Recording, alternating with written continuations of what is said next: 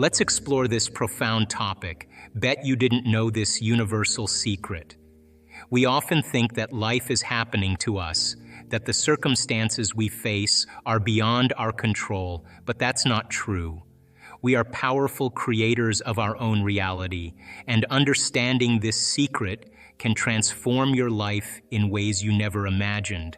Now let's talk about energy centers, or what some might call chakras. People often place stones over these centers, thinking that will heal them. While the act of placing stones can bring focus, it's the intention and attention you bring to these centers that truly matter. These energy centers are not bad. The first three energy centers in particular are tied to survival. They are vital for our existence. The first center is linked to procreation, making it pleasurable so we continue the species. The second center deals with consumption and safety, ensuring that when we have food and shelter, we feel balanced. And the third center is about personal power and getting things done. These centers consume energy. They draw from the life force in our body. When you look at nature, you see balance. Animals mate at specific times, they don't overconsume food, and they respect their natural rhythms. They aren't swinging from one extreme to another. As humans, we often lose this balance, swinging between extremes in our behaviors. The third center, where our ego resides, is about power. In Tolkien's Lord of the Rings, the ring symbolizes power. Throwing the ring away represents giving up power for something greater, for love, which is a higher frequency. Each energy center has its own frequency, and frequency carries information. When energy moves into any of these centers, it activates a specific mind. When the first center is activated, it has its own mind. The same goes for the second, third, and so on. Each center, when activated, brings a different consciousness, a different intent. But when energy reaches the fourth center, the heart, it shifts from consumption to expansion. This is where we connect with our divinity. Focusing on this center creates heart coherence and releases over 1,400 chemicals that restore and repair the body. Feelings of gratitude, love, and freedom create a different frequency. This is where selflessness begins. Now, can you activate this center and make love to someone? Absolutely. When done with true love, it becomes a beautiful exchange of energy, not just a physical act. The energy in the first center, when moved to the second, helps balance your body. Feeling safe in your environment allows your body to function optimally. When you feel threatened, your autonomic nervous system kicks in, moving energy to protect the body, making you local in space and time. Most people live in the first three centers, seeing the world as a physical, mechanical place. But quantum physics shows us that the focus should be on invisible energy, like thoughts and beliefs, which control the physical world. This is what we call the field, moving energy that influences the physical world. This definition aligns with what ancient spiritual teachings call spirit. Modern science is reconnecting us with ancient spirituality, showing us that we are energy beings inhabiting a physical body. We must honor the energy part of our existence, the invisible stuff, because it is more powerful than the physical. Turning our beliefs around and recognizing the power of our thoughts allows us to control our world in a profound way. Quantum physics tells us that consciousness creates reality. Our collective consciousness can change the world. When people realize this, they can stop feeling like victims of their circumstances and start manifesting the world they want. This understanding is the essence of evolution. Not a physical evolution, but an evolution in how we relate to each other with our consciousness. We are moving toward a giant collective consciousness called humanity. We used to rely on a church-based model for truth, then shifted to a science-based model. Now we understand that both the spiritual and material worlds together make up our reality. This union of spirit and matter is crucial. Consciousness, or spirit, is energy.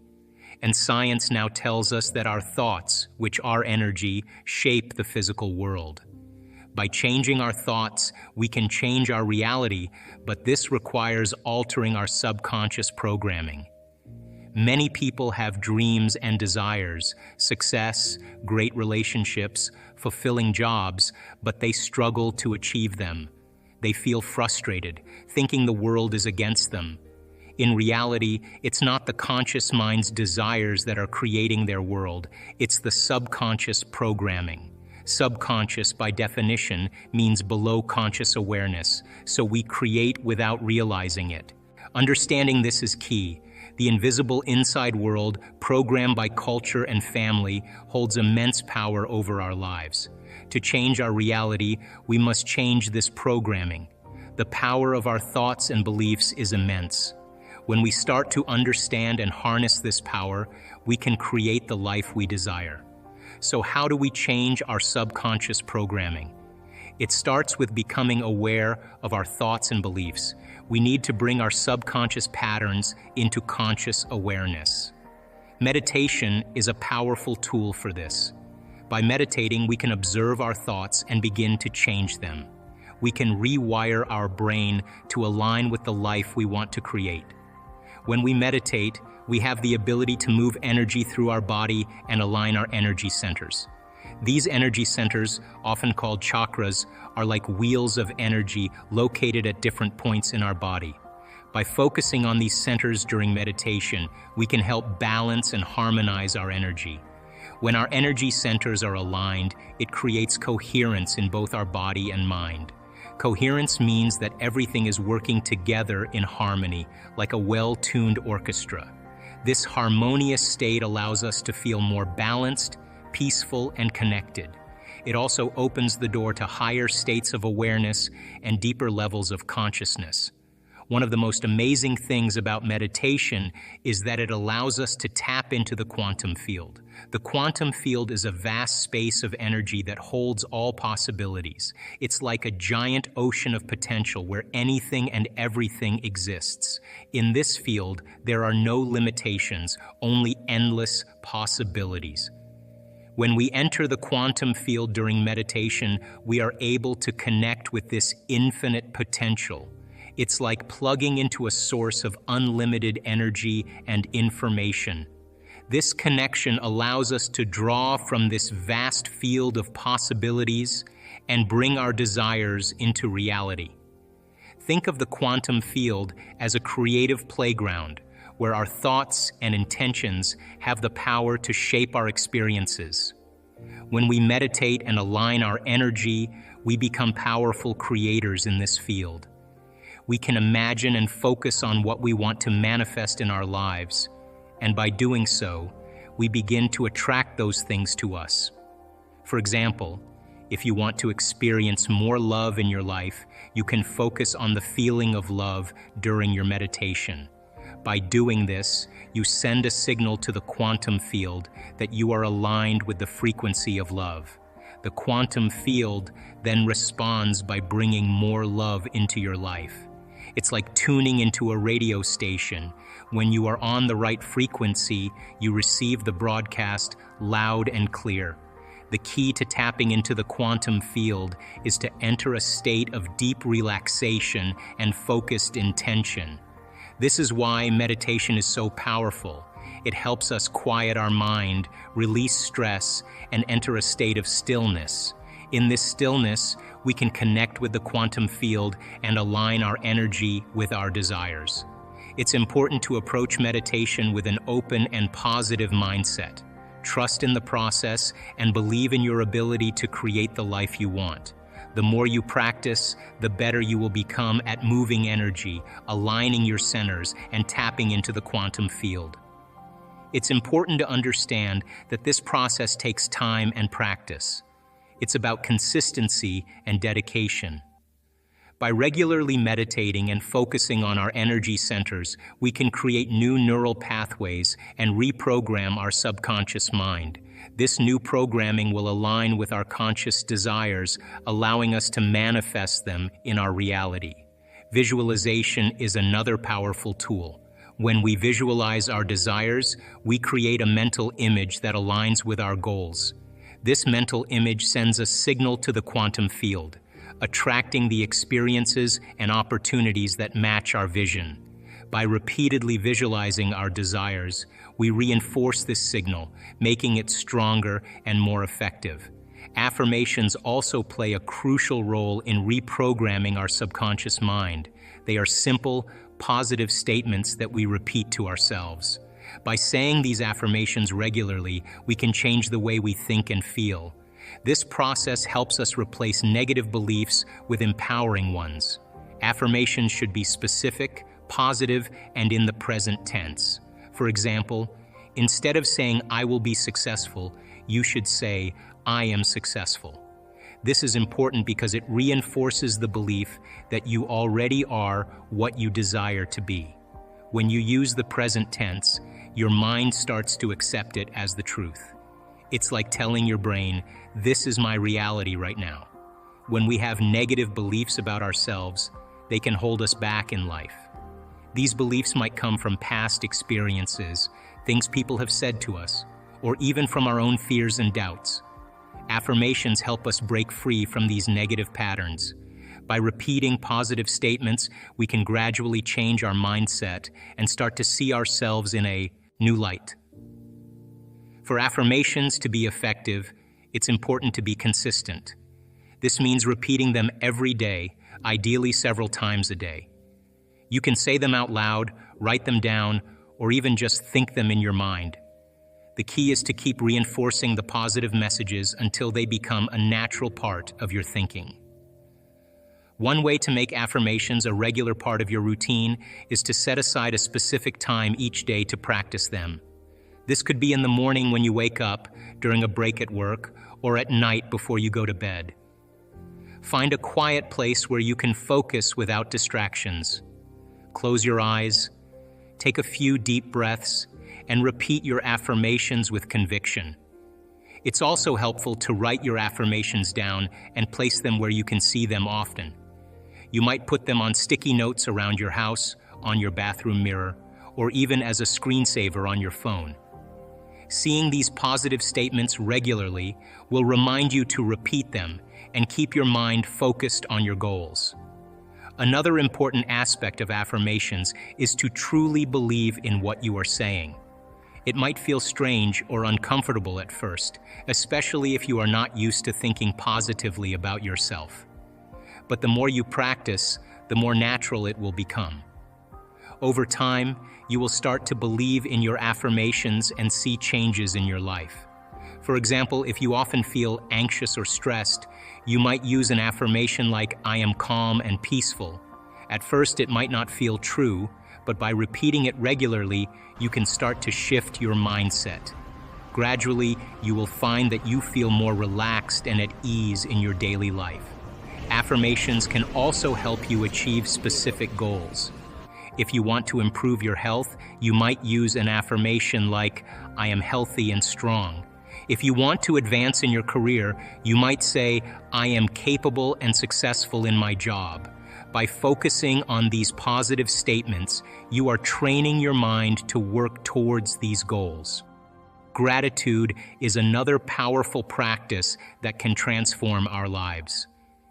When we feel grateful, we align ourselves with the frequency of abundance. This means we start to notice and attract more positive experiences into our life. Think of gratitude as a magnet that pulls in good things. When we practice gratitude, we open our heart center. The heart center is a powerful energy center in our body. By opening this center, we create coherence in our energy field. Coherence is when everything in our energy field is working together in harmony. When our energy field is coherent, it attracts more positive experiences into our life. It's like tuning into a radio station that only plays uplifting music. The more we practice gratitude, the more we stay tuned into this positive frequency. Practicing gratitude regularly helps us shift our focus from lack to abundance. Often we tend to focus on what we don't have. This focus on lack can make us feel unhappy and unfulfilled. But when we start to practice gratitude, we begin to focus on what we do have. We start to notice the good things in our life, no matter how small they may be. This shift in focus changes our reality. Instead of seeing a world full of problems, we see a world full of opportunities and blessings. Gratitude also has many physical and mental health benefits. When we feel grateful, our brain releases chemicals that make us feel good. These chemicals reduce stress and improve our mood. They also boost our immune system, helping us stay healthy. Gratitude can even improve our relationships. When we express gratitude to others, we strengthen our connections with them. People appreciate being appreciated, and this can lead to deeper, more meaningful relationships. To make gratitude a regular practice, start by keeping a gratitude journal. Each day, write down 3 things you are grateful for. They can be big things like having a loving family, or small things like enjoying a cup of coffee in the morning. The key is to make this a daily habit. Over time, you will find that you start to naturally look for things to be grateful for throughout your day. Another way to practice gratitude is to take a few moments each day to silently reflect on what you are grateful for. This can be done in the morning when you wake up, or at night before you go to bed. Close your eyes, take a few deep breaths, and think about the positive aspects of your life. Feel the gratitude in your heart and let it expand. You can also express your gratitude to others. This can be as simple as saying thank you or writing a note of appreciation. Letting people know that you are grateful for them can brighten their day and strengthen your bond. It's also important to surround ourselves with positive influences. The people we spend time with, the media we consume, and the environment we live in all affect our subconscious programming. By choosing positive influences, we can reinforce our new beliefs and create a supportive environment for our growth. You are a powerful creator. Your thoughts and beliefs shape your reality. By understanding and harnessing this power, you can create the life you desire. It starts with becoming aware of your subconscious programming and consciously choosing to change it. Use meditation, visualization, affirmations, and gratitude to reprogram your mind and align with the quantum field. As you do this, you will begin to see changes in your life. Opportunities will arise, challenges will become easier to overcome, and you will feel more in control of your reality. This is the universal secret. You are not a victim of your circumstances. You are the creator of your life. Embrace this power, and you can transform your reality. Thoughts have something to do with your future, just from a theoretical standpoint, that your thoughts create your destiny, and you think 60 to 70,000 thoughts in one day, and 90% of those thoughts are the same thoughts as the day before, well, then your life isn't going to change very much, as long as you're thinking the same way. If you're not being defined by a vision of the future, then you're left with the memories of the past. Is it possible then that the way you think and the way you feel can begin to produce effects in your outer world?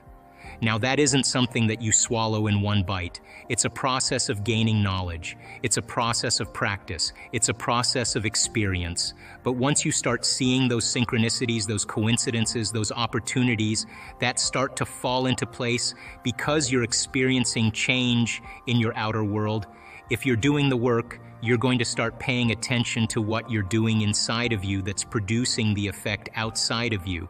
And once you correlate the changes of what you're doing inside of you with the effect you produce outside of you, you're going to pay attention to what you did, and you're going to do it again. And all of a sudden, you're going to start believing more that you're the creator of your life and less of the victim of your life. And those same thoughts lead to the same choices. The same choices lead to the same behaviors. The same behaviors create the exact same experiences, and we anticipate the same feelings or emotions from those experiences, and those emotions are the payoff that drive our very same thoughts. Well, our biology, our neurocircuitry, our neurochemistry, our hormones, and even our gene expression will be equal to how we think, how we act, and how we feel. and how we think, how we act, and how we feel is called our personality. And our personality creates our personal reality. That's it. I want people to begin to understand that thoughts are very powerful, feelings drive our thoughts, and that they can begin to create a better life for themselves once they understand some of these principles. We live in a world where often when people think about visioning the future, they vision stuff. So you have a vision of the car you want, or you have a vision of an amount of money you want, or you have a vision of a home you want, and you see this with people with their vision boards. What's your take on that? And is that the right type of visioning? And what is the right type of visioning? Well, we do so many different variations because I think people integrate information differently. And all of those cars and homes and whatever that is, they are symbols of what it looks like when a person actually arrives at this concept called abundance, right? So if those things help them to associate with something that creates a feeling of abundance, and they're building their vision board to help them to get clear on their intent, then that's fine. Because they're associating objects or things or material things that they'll say, that's when I know that I'm abundant. That's fine. Other people will say, look, abundance just means that I have more than I need, and I'm happy with that. And for them, there's a feeling that is associated with that.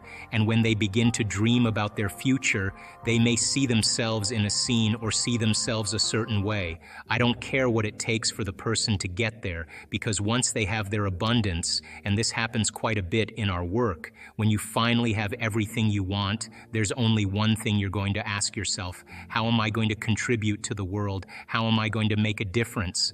So we use different tools to help people to get to that point. But if the person's doing the vision board and they're saying, when I get my new car, I get my new house, I get my new relationship, then I'm going to feel so great. Well, then they're back to the program, waiting for it to happen, for them to feel the emotion. They're believing their outer world has to change in order for them to feel better. There's no effect of drawing the experience to you that way. So the person has to use those tools to get them into the emotional state for them to feel like it's already happened. Now think about this. If you get up from a creative process and you feel grateful, you feel a love for life, you feel a joy for existence, you feel a passion for the moment, you will not be looking for your future because you'll feel like it's already happened. It's the moment that we start feeling those self-limiting emotions that we feel separation, and then we start looking for it again. Well then, if you're waiting, you're not creating, you're in separation again. So then whatever it takes for you to move into a state of being, and what is a state of being? Thoughts are the vocabulary of the brain. Feelings are the vocabulary of your body. How you think and how you feel creates your state of being. So then, if you wake up in the morning and you come back to your senses with a clean slate and you say, I don't feel anything, and you say, well, let me start thinking about all the problems in my life. Well, all those problems are connected to different people or different objects or things at different times and places. The moment you remember your problems, a memory is a record of the past. You're thinking in the past. Every one of those problems has an emotion associated with them. So all of a sudden you start feeling unhappy, you start feeling bitter, you start feeling frustrated. So now your body's in the past. So then most people then create a state of being that's connected to their past. And if they're in the familiar past, then they are going to crave the predictable future and they're going to fall back into routine. So then we want people then to get very clear on that vision of their future, however they do it, and begin to combine that clear intention with an elevated emotion.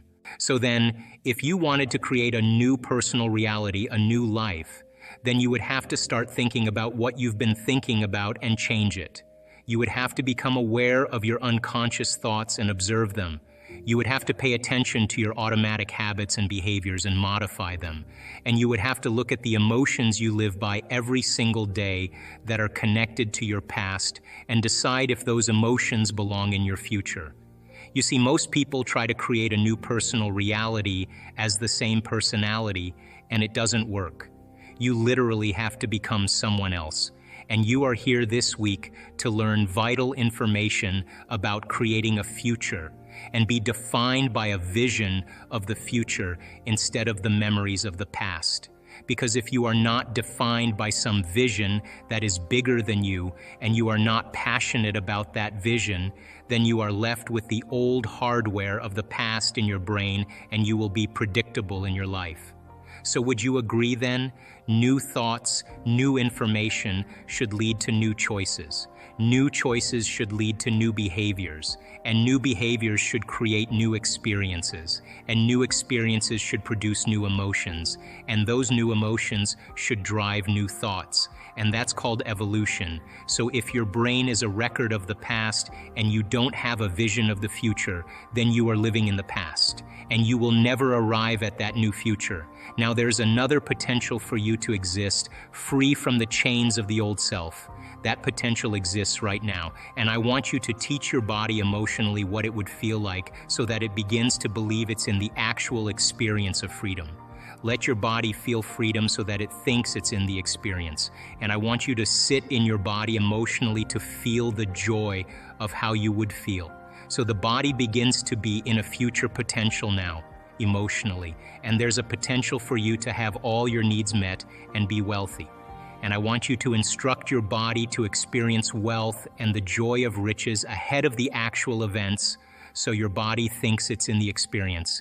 If you feel it, your body thinks it's in the experience. It doesn't know the difference. Now there's a potential in the field for a genius mind, quicksilver thoughts, insights that take you to new horizons.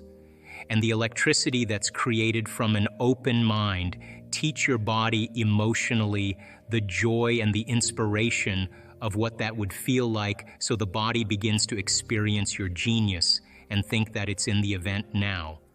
And there's a possibility existing simultaneously in the quantum field of the vitality of a new life, rich with opportunity and awe for adventure, and a sense of unbelievability where you feel like you're in a dream.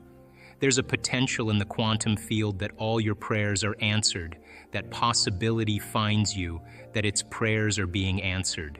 You have to demonstrate a will that's greater than any program. You have to find a level of intensity or a level of passion that's greater than the body as the mind or any addiction to any emotion. You have to be inspiration, the movement of energy. Don't be afraid of it. Just surrender into it. For some people, their body will do unusual things. That's information trying to be integrated into it. Don't be afraid of it. Just surrender into it. If your body does weird things, more than likely that's energy moving to your brain. If you have a lapse of consciousness or you all of a sudden find yourself on the ground, that's energy moving into your brain. It's happened to me numerous times. It's a sign that you're getting close or at least doing it correctly. Now, where you place your attention is where you place your energy. So you want that energy to move right to the top of your head. Inspiration, the movement of energy. You have to find a level of intensity or a level of passion that's greater than the body as the mind or any addiction to any emotion. Don't be afraid of it. Just surrender into it. On a Sunday morning while she was in the shower, her husband said goodbye to his 2 children, yelled something to her while she was in the shower, and then went to the tallest building in Amsterdam and jumped off the building and committed suicide. Now that is a stressful event. And when she got the news, she experienced all the emotions that people experience from something that's shocking and traumatic like that. She was suffering. She was in pain. She was resentful. She was guilty. She was confused. She was angry. She went through the whole gamut of emotions. And all of those emotions, by the way, are derived from the hormones of stress. So she has an event in her life. It changes her biologically. She doesn't know how to control her emotional reaction. It turns into a mood, one long emotional reaction. If you keep reviewing that event in your mind, you begin to produce the same chemistry in your brain and body as if the event was occurring. So her body is being conditioned to the past because she's reliving the experience 50 to 100 times in a day, and her body is beginning to believe it's in the same past experience over and over again. It ultimately goes from a mood to a temperament, and now people are asking her in her life, why are you so upset? She tells the story, and she's basically saying, I am this way because of this event that happened to me 4 months ago. So then if we keep that going for extended periods of time and those emotions are driving our thoughts and we can't think greater than how we feel, our feelings have become the means of thinking. We're thinking in the past and now we're stuck in our biology. So one day she wakes up and she's completely paralyzed from her waist down and she can't get out of bed, so they rush her to the hospital. They do MRIs, they do all the tests. They can't find anything significant with her, so they just diagnose her with neuritis. And so now she's bedridden, and she cannot literally get out of bed. So now she can't work, she can't take care of her children. Her mother has to move in with her, and she doesn't have any money because she's not working, and her stress levels go up. So now the condition gets worse. As her stress levels go up, it's the same chemicals of stress that are knocking the brain and body out of balance, signaling the wrong genes in the wrong way. And another few months later, she develops these huge ulcerations in all the mucous membranes of her body, in her mouth, her throat, her upper stomach, her bladder, her vagina, her anus. She's got these huge ulcers. Now she can't eat, and if she can't eat, she's knocking her body now out of chemical balance even more, and it hurts.